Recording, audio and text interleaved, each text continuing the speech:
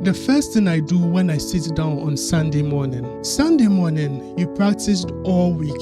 You know the songs. But when you sit down to play, something feels off. And here's what nobody tells you. You are not just playing 7 songs. You are managing 5 different things at the same time. And if you don't know what those 5 things are, you will spend the entire service feeling like you are barely keeping up. By the end of this video, you will know exactly what you are managing, how to prepare for it, and why you've been feeling overwhelmed this whole time. This is going to make sense finally. Before I show you what to do, let me show you what you're actually dealing with. Most people think Sunday is about playing songs, but that's only 20% of what you are managing. Wait, what? What about the other 80%? The other 80%, nobody really talks about it, but it's why you feel exhausted by the end of every service. I'm going to show you all 5 things, and then I'm going to show you how to manage them before service even starts. Here's what usually happens. You get there early. You practiced all week, you know the songs, you sit down at the piano and think, alright, let me run through the songs real quick. So you start playing the first song, maybe the second, or maybe even part of the third. But while you are doing that, the drama is still setting up. The guitarist is adjusting their patch. The sound guy is yelling, can you play the C chord again? The worship leader is changing the order, and people are walking past you to their seats. And you are trying to focus while all these things is happening around you. So by the time service actually starts, you don't feel ready. You feel scattered, distracted, like you are still warming up even though you've been playing for 20 minutes. And here's the thing, it's not because you didn't practice enough, it's because you prepared for the songs but not for everything else. Let me show you what's actually happening. When you sit down on Sunday morning, you are not just a pianist, you are a multitasker managing 5 loads at once. And if you don't know what these 5 loads are, you can't really prepare for them. So here they are, and I'm warning you right now, when you see this list, you are going to feel 2 things. First, oh, that's why I'm so tired. Second, wait, I can actually prepare for this. Yes, you can. And I'm about to show you how. The 5 loads reveal. Alright, the 5 things you are managing on Sunday. Load number 1, the practiced material. The practiced material, this is what you think Sunday is. The 5 to 7 worship songs you've rehearsed, the intros, the outros, the transitions, the fills, the dynamics you planned. This is the 20% everyone talks about. But here's the problem. A lot of people prepare only for this and wonder why Sunday still feels overwhelming, because there are other 4 loads nobody mentions. Load number 2, the unpracticed moments. These are the things you forgot you have to play. Pre-service, you are playing soft ambient music while people walk in. You didn't practice that. Transitions between songs, between segments, the awkward silences you have to fill. You didn't practice for that. Prayer background, playing softly during altar calls, responding to the moments, you didn't practice for that as well. Spontaneous moments, worship leader goes off script, they repeat the chorus 6 times, you didn't practice for that. Closing, playing people out after service ends, you also didn't practice for that. That's 5 categories of playing that you have to do that you never rehearsed, and that's load number 2. There are 3 more loads. Now, if you already feel overwhelmed, buckle up, because we are only at load 2 and there are 3 more. And load number 3 is the one that catches everyone off guard. Load number 3, the live variables. These are the things that change in real time while you are playing. The worship leader changes the key. The drama speeds up or slows down. The singer goes off pitch. They repeat the chorus 7 times instead of 2. Someone's monitor cuts out mid-song. The sound guy signals you to play softer. The loop track glitches. The patch on the keyboard changes accidentally. Every single one of these requires you to make a decision while you are already playing. That's mental load, and it's exhausting. Load number 4, the communication load. This is the one nobody talks about, but it's huge. You are reading the worship leader's cue, you are watching the drummer's tempo, you are listening to other band members, you are responding to the sound guy's hand signal, and you are feeling the congregation's energy. You are tracking where you are in the service. That's 6 different communication channels you are monitoring while you are playing. And if you are not aware you are doing this, it just feels like chaos. Load number 5, your internal state. This is what's happening inside you while you are playing. Physical, your hands are getting tired.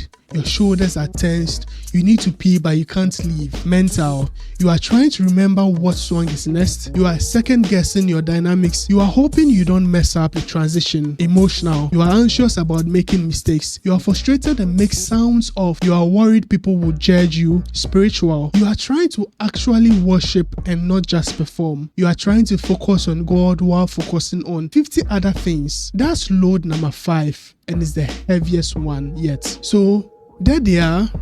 Load 1, the practiced material. Load number 2, the unpracticed moments. Load number 3, the live variables. And load number 4, the communication load. And finally, the load number 5, your internal states. And now you know why Sunday feels overwhelming. You are not managing one thing, you are managing 5 simultaneously. Let that land. But here's the good news. You can prepare for 4 of these loads before service even starts. And when you do, load number 5, your internal state gets way lighter. So let me show you. When I sit down on Sunday morning, I do 3 things in order before I play a single song. And these 3 things prepare me for load number 2, 3, and 4. They take 8 minutes total, but they save me from an hour of mental exhaustion. Here's what I do. Framework number 1, the mental load map. Step 1, before I play anything, I take 1 minute to mentally review what I'm managing today. Let me explain. I don't just think about the songs, I think about the whole service. I ask myself, what are the unpracticed moments today? Pre-service ambient? What am I playing while people walk in? Are there any awkward gaps between segments? Prayer moments where I need to play during altar call? Spontaneous sessions. Is a worship leader known for going off or going long or going short? I'm not planning every detail.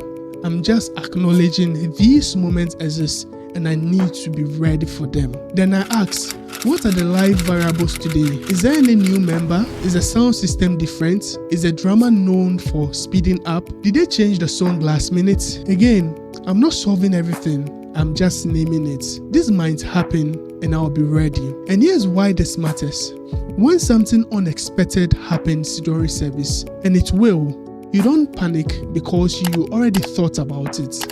It's not a surprise anymore, it's just one of the variables you prepared for. So this 1 minute mental mapping saves you from 30 minutes of headache.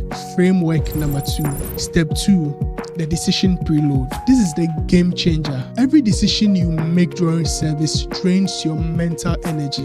So here's what I do. I make 80% of my decisions before service starts. I pre-decide 5 things and then I don't think about them again. Decision number 1, row per segment. Not just per song, per segment of the service. So here are the segments. Pre-service ambient. Soft part only, no fills. Opening praise. Support rhythm. Steady energy. The worship sets. Build with them. Offering time. Reflective. Space. Altar call. Pad only. Give space. Closing, simple and clear. I write this down or I just say it out loud to myself. Now, when we hit each segment, I already know my job. I don't have to decide in the moment. I can even write them down. So when it's time for opening praise, I just know I have to support the rhythm. I have to provide steady energy. When I reach the worship sets, I know I have to build with them. I know if I get to my pre-service ambience, I just have to use only pad, no fills, no opening. And this really helps me a lot. Decision number 2, my default for repeat. Because the worship leader will repeat something, they always do. And you need to know what you are doing when they do repeat themselves. So first repeat, keep it the same. Second repeat, add rhythm or dynamics. Pick one. Third repeat and beyond, I hold steady and I let the vocals build. That's my rule. I pre-decide. So when they say one more time, I don't freeze. I just follow my rule. Decision number 3, my response to key changes. So if they announce a key change, I just use my number system. If it's 145, I just translate that 145 in the new key. And if someone drifts off key mid-song, I stay put for 2 phrases, then move if they are still off. Pre-decided, no panic. Decision number 4, fill policy.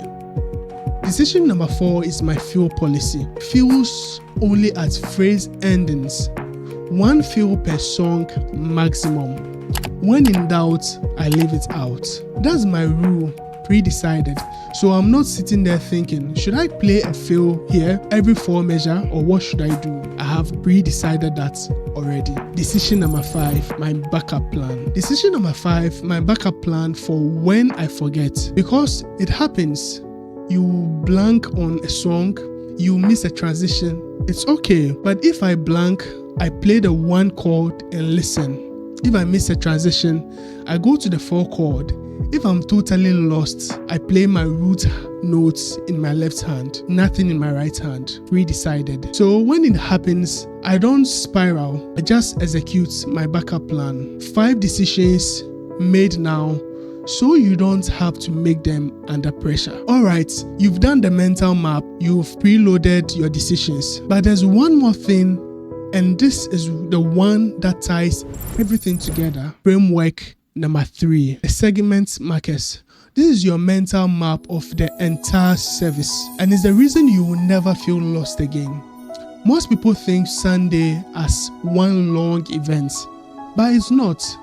It's actually 7 distinct segments, and each segment has different job. When you know which segment you are in, you know exactly what to do. Let me walk you through all 7 segments, and as I do, I want you to notice something. Each segment answers 3 questions. What's my job? What's my energy level? And how do I know when it's ending? Are you ready? Let's go. Segment 1, pre-service. Start 15 minutes before service. Your job, create atmosphere, not distraction. What to play? Soft pad, a 145 loop. Energy level 20%, background only. NQ, worship leader steps to the mic. That's segment number 1. Now you know what you are doing. Segment 2, opening praise. High energy. Full arrangement, 80 to 90%. NQ, the transition to a slower song. Segment 3, worship sets. Intimate, whole notes, soft dynamics. Energy level, 40 to 60%. NQ, worship leader starts speaking. And segment number 4, that is the announcement or offering. Transition, soft pad or silence. Energy level, 10% or 0%. NQ, they say, let's worship again. Segment number 5, message background. If used, be invisible. Root note pad, energy level 5 to 10%. NQ, pastor signal stop. Then the sit segment, which is segment number 6, altar call. This is responsive. Hold space, whole notes, energy level 20 to 70%, variable. NQ, worship leader or pastor closes. And then the final segment, segment number 7, closing. Play people out. Simple progression, energy level 30 to 50%. NQ, most people have already left. Now here's what is actually happening. You thought Sunday was about playing songs, and it is, but that's only load number 1.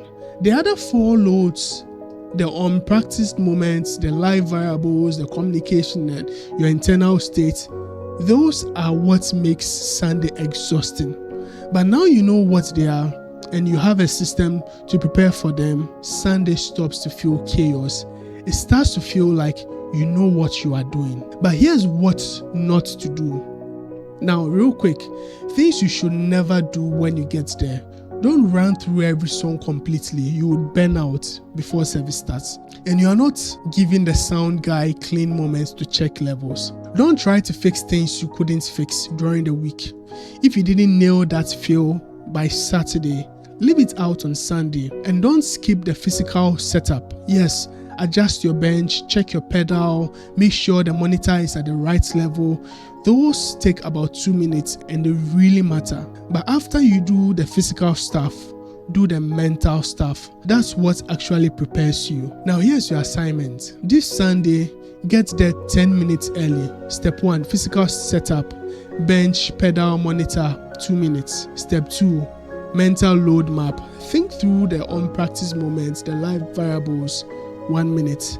Step 3, decision preload. Decide your role per segment, your repeat rule, your key change response, your fill policy, your backup plan. That's just 2 minutes. Then step number 4, segment markers. Mental walk through the entire 7 segments, which is 1 minute. Then stop. Don't play, just sit there, breathe, and wait for the service to start. And notice how different you feel compared to when you used to play through songs the whole time. You will feel ready, not exhausted. Look, Sunday isn't just about playing songs. It's about managing these 5 loads at once. The songs you practiced, that moment you didn't practice, the things that changed life, the communication channels, your internal state. And when you prepare for all these 5 things, Sunday stops feeling overwhelming. You stop feeling like you're barely keeping up, and you start feeling like you actually know what you are doing, because you do. Now drop a comment. Tell me which load hits you the hardest. The unpracticed moment, the live variables, the communication loads. Let me know in the comments how you handle or what you do before every service starts on Sunday. I'll be reading through all of them. See you next time.